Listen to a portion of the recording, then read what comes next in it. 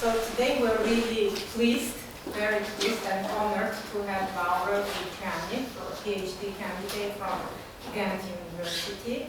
Laura is our colleague and a friend already, so she's very kind of, we find a lot of common things to discuss with Laura, and it's very interesting to talk to her about various issues, including the EU agenda in the region, and in particular in the EU's work to combat gender-based violence. And Laura's research is about that. And we were part of interviews as well last year, part of her research, and I hope it contributed to your research. So it's really great that you decided to join us today and to be part of our FemTalks. This is a series of talks for those that are not familiar. We had this type of then back then we called them Fem lectures, now it's FemTalks, and in Armenian it sounds much better, Fema. So we have this series, we started them in April, this is the third one, and we are very eager to continue until at least the end of the year, but then we will have more. So thank you for joining us, and thank you for allocating your Friday evening important event. Thank you.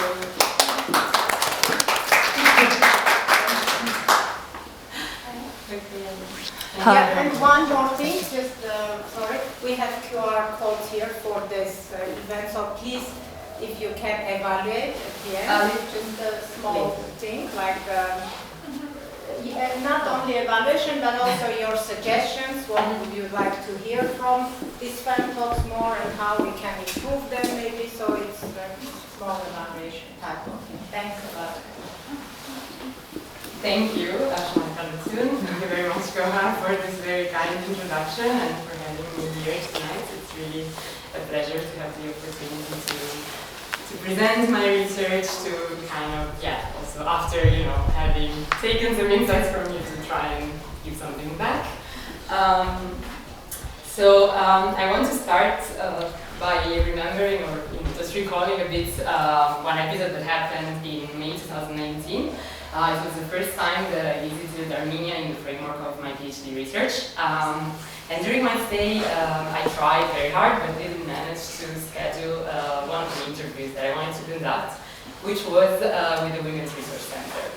And after several unsuccessful attempts, why I'm saying this, it's not to blame anyone, it's just to say that after several attempts, I was told on the phone by one of the NGO workers that the NGO was busy dealing with a crisis situation. And then I learned a few days ago that the representatives of the Sexual Assault Crisis Center had been attacked, had thrown at them during the presentation of a book which was about the prevention of sexual harassment and child abuse. So then I learned also that the responsible NGO for this attack was an NGO or a group of ultranationalists who claimed to protect Armenian values. And in July the same year, the same group of people started petitioning against the ratification of the Istanbul Convention to prevent and combat violence against women and domestic violence.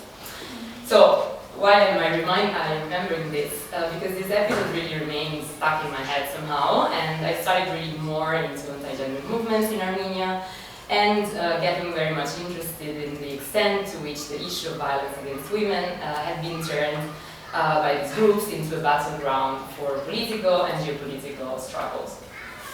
So, as you surely know, in December 2017, the Armenian National Assembly adopted a law to prevent domestic violence. It was the first of its kind. And this followed years of grassroots advocacy efforts, notably by members of the coalition to stop violence against women. However, the law was rejected a first time in 2013. And was adopted only 4 years later, mainly in response to budget support conditionality that was imposed by the European Union.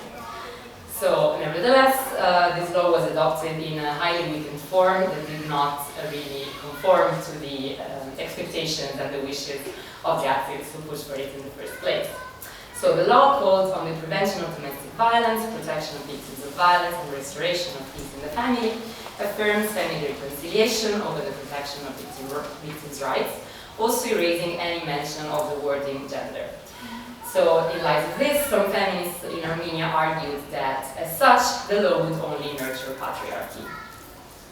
So when I started looking into research, analyzing the policies of gender equality promotion of the European Union in the neighbourhood, so-called, I figured out that, despite the fact that these policies of gender equality are among the main priorities and the main values that the EU has claimed to promote, researchers have been quite critical of this. But very often this analysis criticizes the EU's lack of commitment to what are supposed to be its values, and its too soft approach to political conditionality, as I think was the case in Armenia as well with the domestic violence law. So according to this critique, there is a mismatch between EU discourse and action, which can generate backfiring outcomes in countries where competing gender discourses exist, notably in the region which has come to be known as the EU's shared or contested neighbourhood with Russia. So in this context, marked by the Russian rhetoric on traditional values, gender norms have become increasingly geopoliticized through association with competing regional hegemonic projects. On the one hand, the EU's Eastern Partnership, and on the other, the Russia-led Eurasian Economic Union. Anthropologist Nona Shakhnazarian has written that in Armenia, the domestic violence law became a battleground in efforts for producing geopolitical divisions. Conservative actors, which advocated for the so-called Eurasian family model, blamed liberal groups of propagating so-called European values, which were considered harmful to national traditions. So there is a small but growing amount of academic research that focuses on how this competition between the EU and Russia affects gender equality struggle in the regions in between, let's say. However, I figured out that this literature doesn't really explain two things that I consider important. The first is why certain Western agendas are contested in the first place, and the second is why these agendas ultimately fail to protect women from violence. Because indeed there is evidence from Armenia, but also from Ukraine, Georgia, and other countries in the region, that despite allegations by Russia and other liberal and conservative groups, the EU has so far failed to comprehensively address violence against women and its root causes in these countries. So what I will try to do in this talk is to look at the EU's agenda to combat violence against women in Armenia, specifically through a post-colonial-feminist lens, to try and provide some answers to these questions. So by discussing the logics which characterize this agenda, I will reflect on the extent to which these interventions allow to tackle the roots of women's insecurities and transform patriarchal society, or rather, to what extent they work to maintain the status quo. So before that, I would like to make a few disclaimers. So first of all, as Laura already mentioned, this talk is part of my PhD research, in which I try to look and problematize the EU's policies of human rights promotion and support to civil society, not only in Armenia, but in the South Caucasus countries more broadly. And now I just spent like my last month of fieldwork in Armenia. I have a lot of data of interviews to transcribe, of like observations that I need to sort of analyze still. So what I will present now are really like some ongoing reflections. I don't mean to like provide any definitive answers so far to these research questions, and actually I would really be grateful to you if you could like just tell me what you think about it, whether these observations resonate with you or not at all. And secondly, I would also like to acknowledge, as kind of your work, just reminding you about the location from which I speak, which is not the same as the location from which you're listening to me, which means that, okay, I am an Italian researcher, I work in Belgium. I'm mostly like an outsider to the Armenian civil society, to women's rights and feminist circles in the country.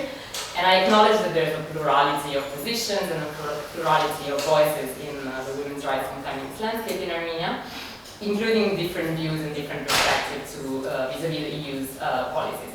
So I don't claim to represent these voices. What I seek to problematize in the first place are the EU's interventions and not activists' decisions or choices or their views.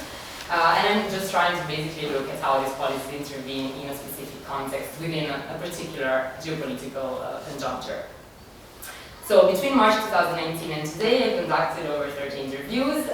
Some of the people I spoke with are in this room. And so I'm very grateful to you for sharing your insights with me. So I spoke mainly with representatives of women's rights NGOs, human rights NGOs in Armenia, but also researchers, journalists, independent activists, EU representatives, both based in Yerevan and in Brussels. Also some representatives from Armenian ministries and international donor organizations. I also had the chance this month and also during my first stay in October last year to attend several events organized by women's groups, which sort of made me become more aware of how the intersection of different structures, which are political, economic, like poverty, militarization, conflict-induced displacement, all shape women's experiences of violence. So the understanding of women's freedom from violence that I use in my research and that I base my research on is the one suggested by feminist scholar Jackie True, which said that women's freedom from violence is inextricably linked to the material basis of relationship that govern the distribution and use of resources, entitlement and authority within the home, the community and the transnational realms. So this entails that women's political and economic insecurities that concur in producing and reproducing violence against women are embedded within global structures of power. So in my research, I apply as I said, a postcolonial-feminist framework, and I can show a slide to show what it means, which is based on a three-pronged approach, whereby representation, materiality, and agency are interconnected in a specific space in a particular way. What does it mean? I will be very, very brief on this. Also, I don't want things to be too academic, but very briefly. So, representation refers to the ways in which women in the Eastern neighbourhood are represented in EU discourses of development, human rights promotion, and empowerment. In other words, I'm trying to look at the kind of gendered subjects that are produced and reproduced in EU policies. These discourses, I argue, are based on a hierarchical relation that assumes that the West is able to fix the problems of the East through development interventions that are aimed at protecting local women from violence. This also includes the discursive conflation of gender equality with European values, which means actually EU values, which actually delegitimizes the experience of the post-socialist region, including local legacies of women's rights. Materiality, instead, refers to the local and global power relations that these policies are embedded in. These are the political economic structures that govern the allocation of resources in Armenia, also considering Armenia's place within global relations of inequality. So, for instance, when analyzing the EU's agenda to combat violence against women, one needs to consider the gendered consequences of the market transition in the former Soviet Union that was sponsored by Western international financial institutions, and how this led to widespread increases in poverty, unemployment, income inequality, and violence against women. Similarly, this also requires recalling how the spread of human rights agendas in Armenia and the broader region coincided with neoliberal economic policies and structural adjustment programs, which significantly impacted women's well-being. And they also demonstrated how women's rights can actually be articulated without challenging the very conditions that reproduce insecurity, including the structural inequalities and the cultural institutions that maintain violence against women.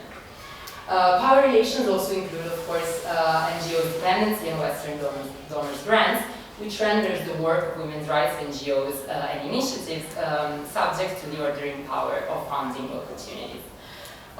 When it comes to agency, I refer to Edward Said's concept of contrapuntal reading, which is mostly like a methodological approach which invites researchers to practice a simultaneous awareness, both of the story told by dominant powers and of the other stories against which and together with which the dominant discourse acts. So I don't need to be very long in explaining the context in which the EU's agenda to combat domestic violence and gender-based violence intervened in Armenia, because you know this context much better than me.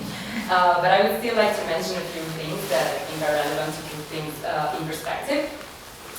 So there is research by Armenian sociologist Armenia Ishkanyan, that maybe some of you know, which showed how the first interventions in the early 2000s, which were aimed at making the issue of domestic violence one of public concern in Armenia, were actually donor-driven. And they presented also several shortcomings in the framing of the issue, because combating domestic violence was framed as a way to build a civilized and democratic Armenia, and in the solutions proposed. So these solutions involved mainly the neoliberal sort of dumping of responsibility from the state onto women's NGOs through the opening of shelters and hotlines, rather than through increased public spending for dealing with this issue. Back then, the absence of a grassroots movement which would be active on violence against women also generated widespread criticism that this campaign, funded by the USAID, was based on an invented or imported problem, which I think, unfortunately, is the perception that still exists today when it comes to domestic violence in Armenia. Moreover, Ishkanyan also shows that by representing the Armenian patriarchal family as responsible for violence against women from male members of the household or mothers-in-law, these interventions ignored the complexity of women's role in the family. So this complexity has several layers, but very briefly, not only the family value system is inherently linked to Armenian national identity, but also since Armenian history is marked by genocide, diaspora, and conflict, women have come to play a primary and almost sacred role in preserving and transmitting Armenianness. Moreover, Ishkanyan argues, in light of the neoliberal reforms that curtailed and limited the role of the state after the Soviet Union's collapse, families became crucial to provide care and support for individuals in need. Conflict and mass immigration have also generated widespread anxieties about population loss that are manipulated today by conservative and nationalist a nationalist group for their agendas. So, only in late 2010, in response to the brutal murder of 20-year-old woman Zaruhi Petrosyan by her husband, a coalition to stop violence against women was formed as a grassroots initiative uniting several NGOs and activists dealing with gender equality. And the coalition managed, thanks to its work, to set an imperative to create laws about domestic violence and to establish state-level mechanisms for supporting and defending women, also managing to raise attention toward violence against women and femicide as a systemic problem. However, in the context of patriarchal political leadership, there were little chances for violence against women to be acknowledged as a priority in Armenia, at least until this issue became linked to EU budget support conditionality, of which I will talk about in a minute. So this happened more or less around the same time as Russia started projecting its own civilizational model based upon the defense of the so-called traditional family. And to do so, Russia directly inspired and supported the establishment of conservative organizations, such as the Pan-Armenian Parental Committee, but also like similar organizations that are active in other countries of the Eastern Partnership region. And this happened around 2013. As anthropologist Tamar Shirinyan has showed, the Russian paradigms of traditional values resonated very well with nationalists in Armenia, who see Armenian culture as fitting within a Eurasian civilization, which is concerned with protecting family values, as opposed to the perverse Western concept of gender. Thanks to its cultural hegemonic status and role as a guarantor of Armenian security, Russia is able to exploit local political economic conditions of insecurity to position itself as a moral protector of Armenian families and interests. So, emerged, and I quote, "From the disjuncture between Euro-American development logic that purports to save women and Russia-supported conservative groups who desire to save families from unwanted foreign interventions. In such an environment, groups tackling violence against women started facing not only competing discourses, but also an increasingly insecure environment."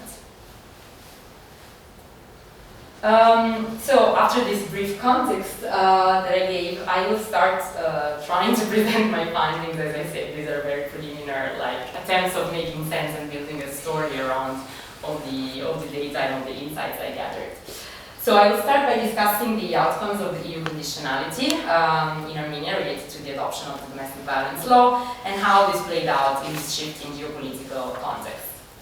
So as you probably know, already back in 1993, the Armenian authorities committed to implementing the UN's CEDAW Convention, so the Convention on the Elimination of all forms of discrimination against women. And this commitment was also reiterated by Armenia when it joined the EU's GSP Plus scheme, which is in 2009, which is a scheme which basically allows Armenian products to have preferential access to EU market without certain import duties.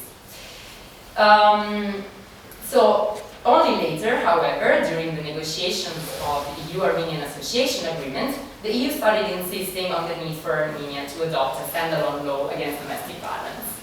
However, the negotiations of these agreements, as you know, derailed in 2013, mainly due to Russian pressure on Armenia to join the Eurasian Economic Union.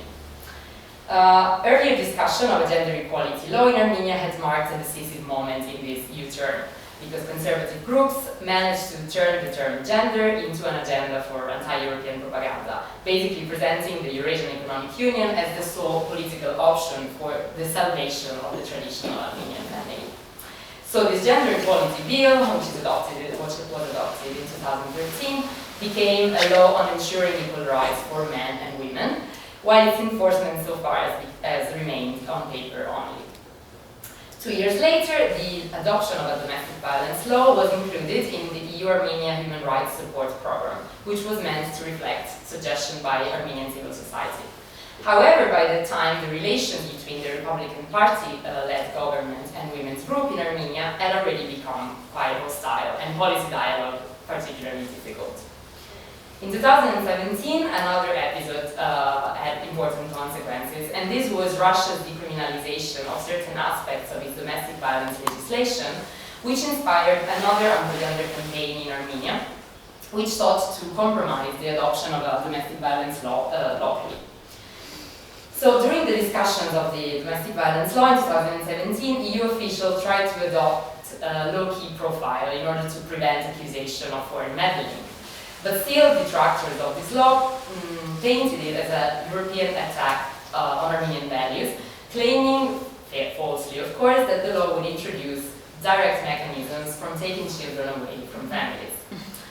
Moreover, MPs from the ruling party, so then it was the Republican Party, were actively fueling this backlash and sending contradictory messages, even though they were the ones who negotiated the adoption of the law with the EU in the first place. So all in all, despite all these difficulties, the law was adopted, and EU conditionality was described by all of my interlocutors basically as decisive in winning the government's reluctance and passing the law, even though this happened, as I said, in a significantly watered down form.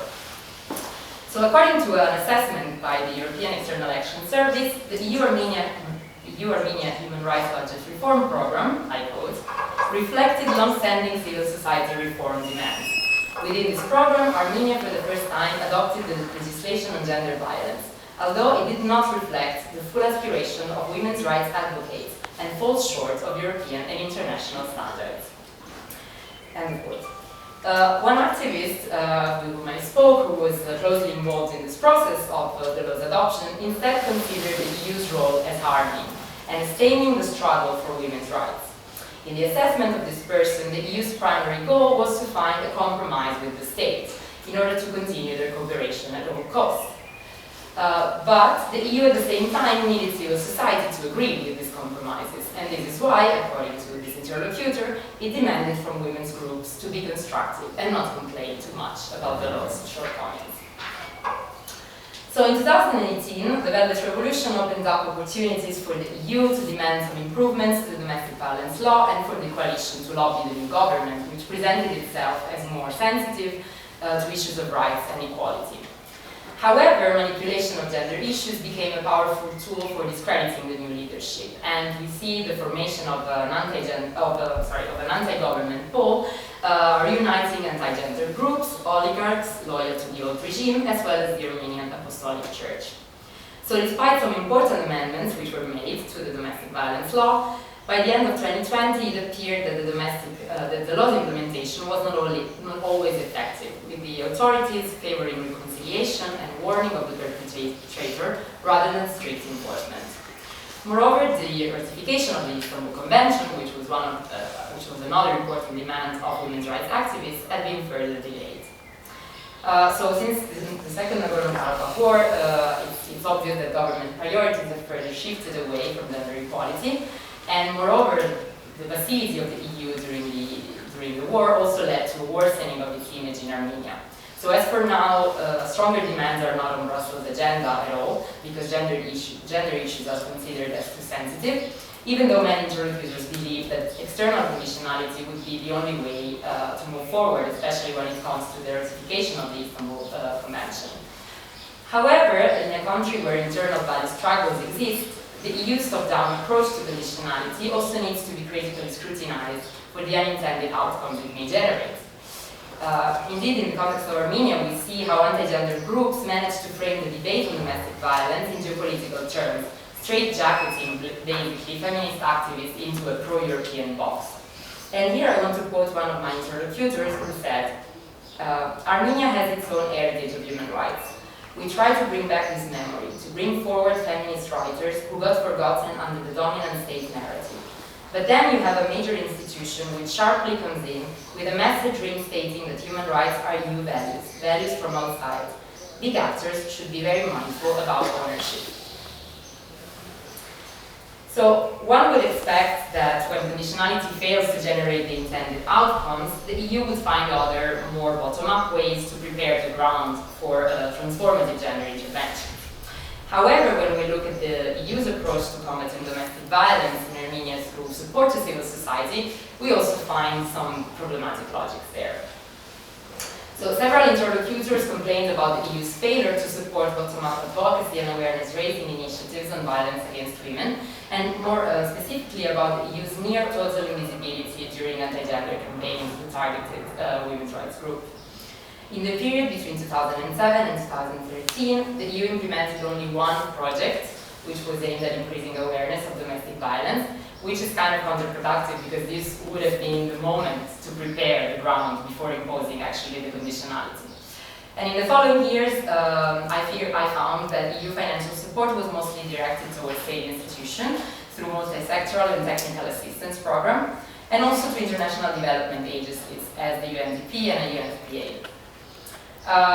It was mentioned by several people I spoke with that the highly bureaucratic nature of EU funding prevents local women's NGOs from directly accessing grants, or even discourages them from applying because the bureaucracy is just too much. And even though NGOs can benefit from sub-granting schemes, especially when these projects are allocated to UNFPA or like UNDP or International Development Agency, this sub-granting procedure in a way strengthens local NGOs' dependency from international agencies, and the extent to which this sub-grant is conducive to real ownership is also questionable. So only in February 2020, a grant entitled Women Human Rights Defenders Stepping Up Against Gender-Based Violence in Armenia was awarded to the Coalition to Stop Violence Against Women under the European Instrument for Democracy and Human Rights.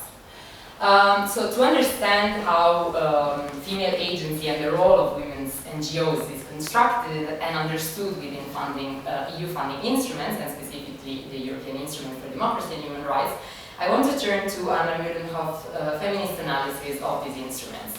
She argues that under the European Instrument for Democracy and Human Rights, women human rights defenders are understood and constructed along two rationalities. One is the liberal rationalities, whereby women are the bearers and promoters of universal human rights and fundamental freedoms. And the other is the neoliberal rationality, which frames civil society as the female sphere responsible for care and for the provision of social services to marginalized groups. Indeed, if we look at the project framework, we see how this expects NGOs in the coalition to perform a double role. So on the one hand, NGOs will provide trainings for different institutions and agencies, including social protection centers, healthcare institutions, and self-government bodies, to improve their capacities and sensitivity on gender-based violence issues.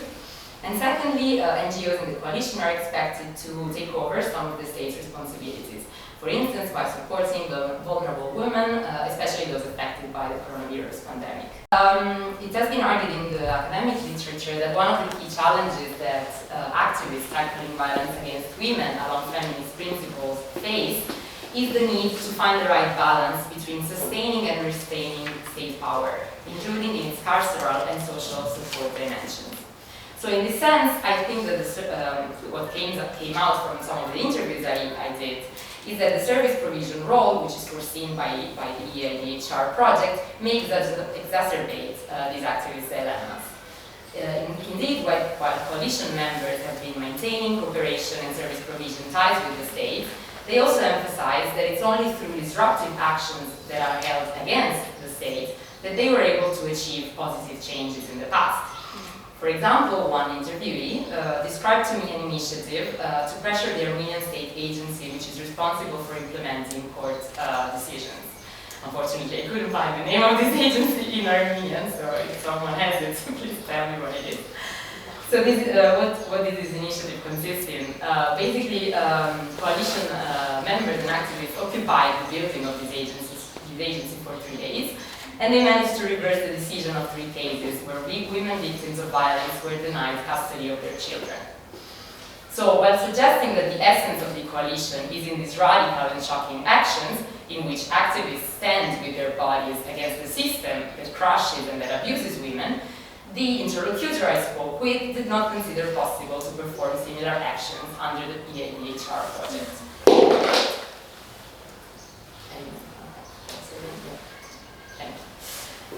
So now I want to move to another aspect which I found very prominent in EU-funded programs in Armenia, which tackle also gender-based violence, and this is women economic empowerment. So, of course, you know this better than me, research shows that most women in Armenia that are abused are unemployed or earn a very low income. Many of them do not own property and therefore are totally dependent on others in their household. And because of this unequal position and status in the labor markets, these women cannot leave abusive relationships or families, as this may imply loss of income or housing. So since 2013, the EU has funded several initiatives to enhance income-generating opportunities for survivors of gender-based violence and women at risk of gender-based violence, which includes vocational training and financial support aimed at gaining small business skills and establishing small businesses. So these interventions, the logic behind it is that is to break the vicious circle whereby domestic violence causes poverty and poverty causes domestic violence. So the main objective in these interventions is capacity building to help the victims of abuse become self-reliant so that they can learn new skills and enter the labor market. There are also other programs that are primarily aimed at NGOs working with gender-based violence survivors that support the establishment of women-led social enterprises.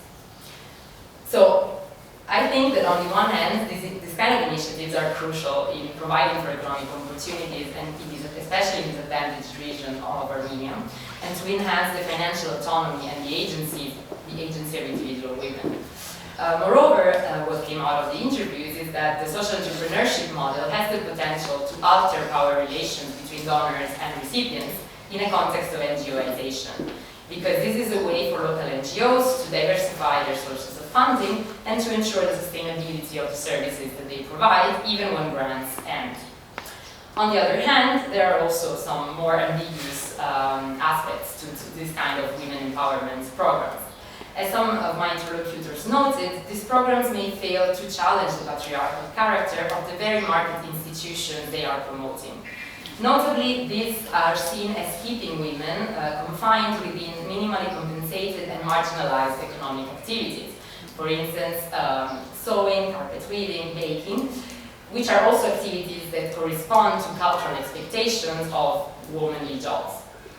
Indeed, one can say that money is not at all a magic bullet for transforming patriarchal society. And moreover, I think we should also be aware of the risks that entail from shifting responsibility for structural changes onto the shoulder of individual women who already navigate gender and power imbalances, including in their intersection with poverty and vulnerability to gender-based violence.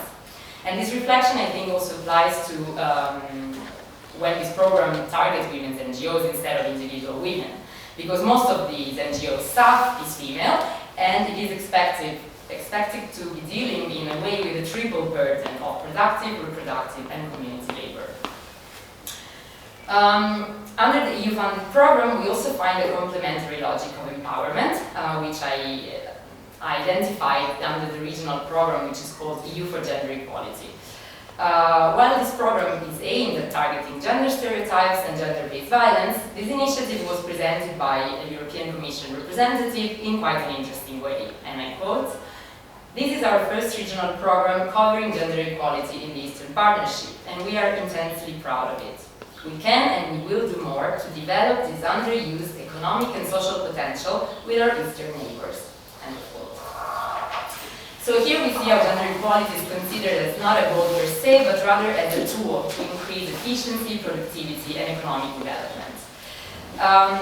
In Armenia, when we look at how this project is being implemented, it is implemented by the UNFPA primarily, and it has a main component on male engagement.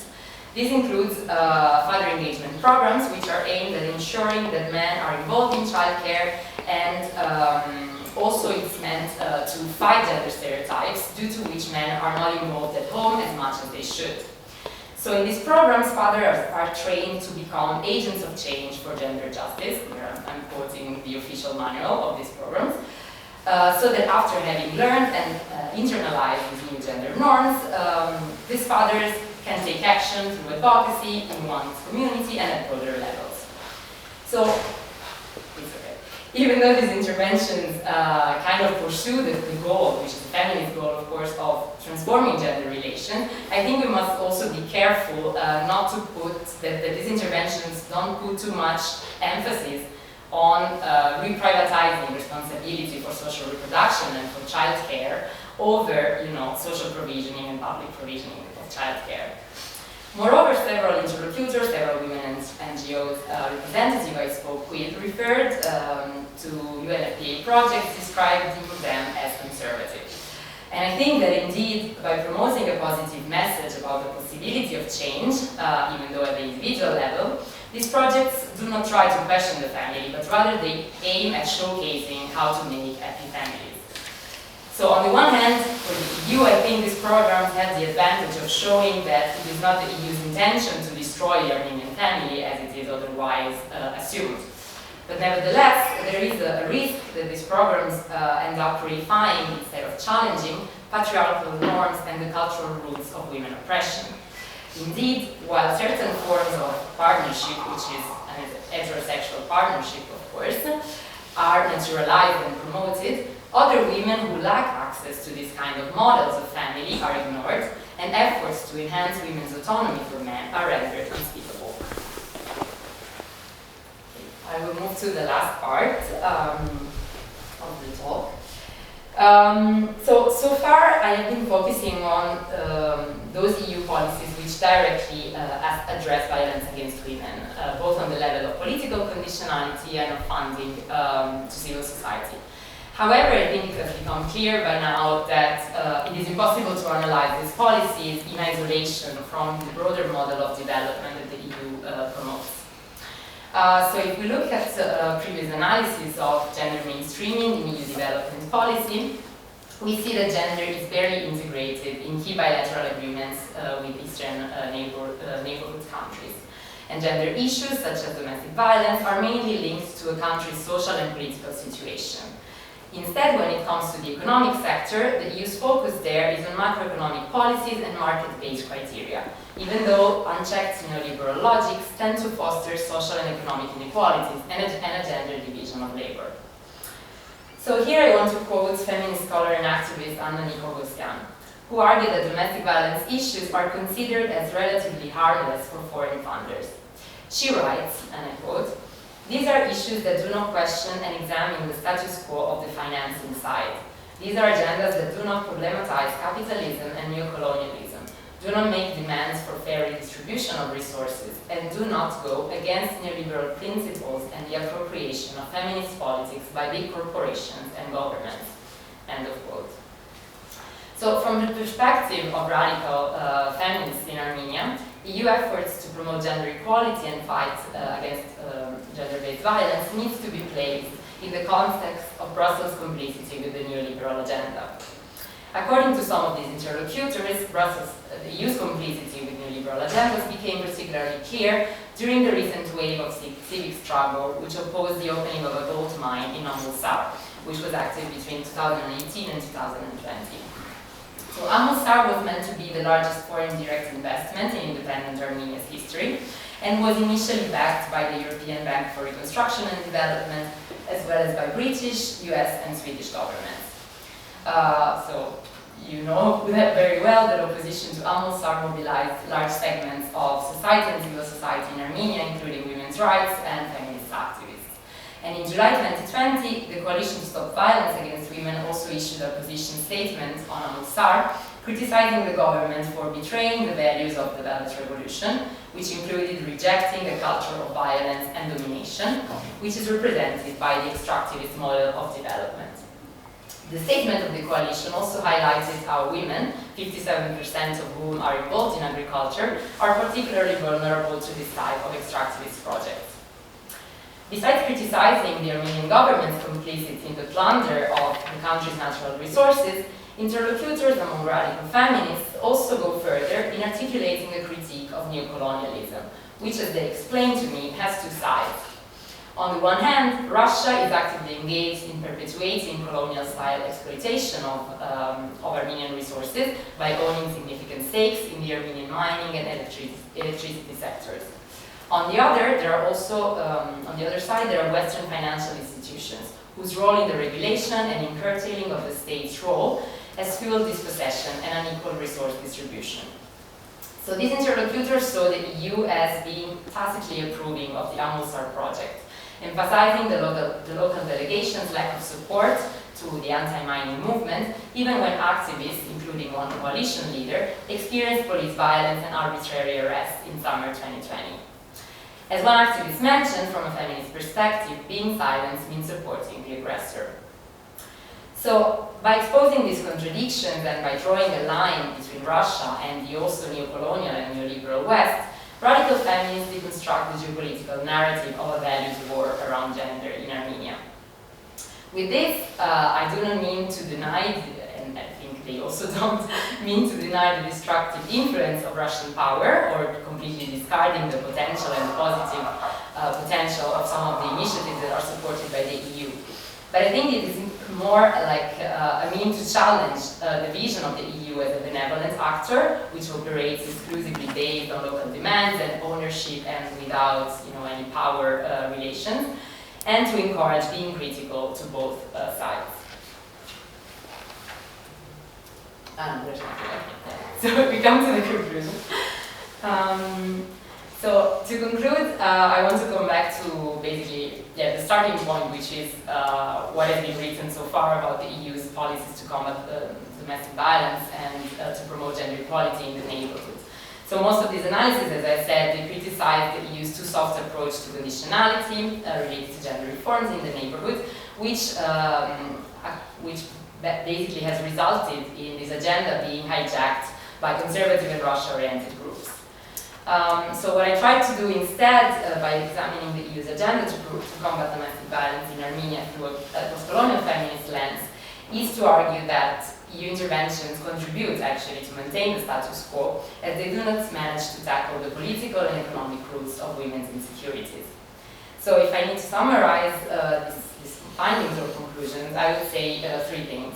So the first one is that top-down interventions which promote gender equality under the umbrella of European values are not only problematic from a post-colonial perspective. They also put activists on the ground under double pressure, especially in a context where the West is seen with suspicion and where anti-gender groups are able to mobilize much more significant resources than the progressive civil society. So as a consequence, feminist activists have to negotiate their labeling as agents of the West or as agents of the EU, as well as increasing verbal and physical violence with little support and protection from state institutions. Another aspect of this is the geopolitical framing of human rights and not only of gender equality in terms of this binary opposition of European values versus Russian traditional values, which is something that is often evoked to explain backlash and nonlinear developments when it comes to gender equality in countries like Armenia, Georgia, or Ukraine. As Tamas Shirinian brilliantly argued, this discourse risks reinforcing cultural or civilizational dichotomies, while at the same time sidelining or silencing political economic concerns that are at the core of women's insecurities. Secondly, I want to point to the fact that EU's interventions in Armenia possibly are more about shaping a functional female agency, which fits the EU's interest and market-driven development agenda, rather than transforming a patriarchal society. And I provided, I think, some examples of how this construction of female agency takes place, through the taming of two critical feminist voices which challenge the EU's compromising stance, or again in the framework of EIDHR projects which foresee a service provision role for women's rights defenders, or even more via these programs that I described for women in economic empowerment, which construct women as self-reliant entrepreneurs and agents of change. With this, I do not mean to suggest that these programs aimed at economic empowerment of women are not a good or necessary initiative, on the contrary. But I think that the task for the EU primarily is to go beyond this neoliberal understanding of empowerment as a material primarily and individualistic endeavor. Political practices of consciousness raising, redistributive class politics, collective organizing, solidarity should also be considered and integrated in these and other programs that are aimed at combating violence against women. These are practices that bring to the fore questions of structural injustices and also challenge the capitalistic model of development and its selective appropriation of the feminist agenda. So I want to end quoting scholar Alpana Wilson, who said that the challenge in international development aid is to abandon the idea that gender-based violence is an anomaly, which can be mitigated by an intensified criminalization and individual empowerment via the market, rather than a systemic characteristic of the market, state, household, and community structures of power, which can only be resisted within an agenda for transformative change. So I'm aware that the extent to which the transformative change can come from the EU itself is highly questionable, and probably it won't happen. I think this would require a radical rethinking of the EU's relations with its eastern neighbors, and the ways in which human rights agendas are constructed, set, and projected externally. So this is why I think for now what I can say is that it's crucial to continue building and supporting feminist connections and spaces like this one, where different perspectives can be voiced, to push the boundaries of the existing discourse further, and dare to imagine alternative futures beyond the options offered by both conservative ideologies and neoliberal hegemony. Thank you for your attention.